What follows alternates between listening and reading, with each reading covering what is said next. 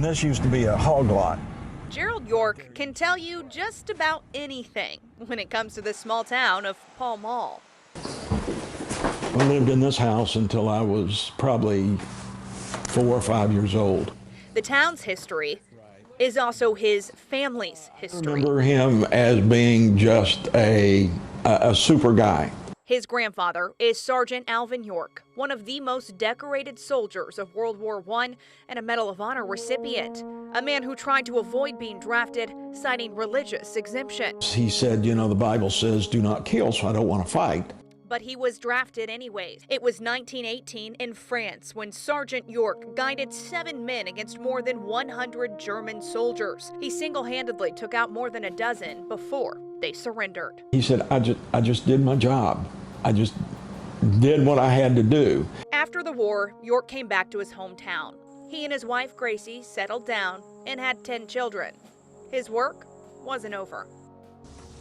So my grandfather's concept was there would be another wing just like that built here. And it would have dorms and a cafeteria. So people could come here and stay, go to school, learn a trade, and then graduate. York funded this and the York Institute with money he made from a movie about his life, a movie he only agreed to fund the schools. Then he had his stroke and never got to finish the last part of it. And while York taught the people of Fentress County, he was also teaching his grandson the importance of serving others and his country. I ended up being an advisor in Loc Ninh District, Ben Long Province on the Cambodian border. He enlisted a few years after his grandfather's funeral, rising to the rank of colonel. Excellent experience. Wouldn't trade it for anything. And when he came home, there was one thing missing: his grandfather. It would have been nice to go over experiences, because you can only do that with someone that's been there.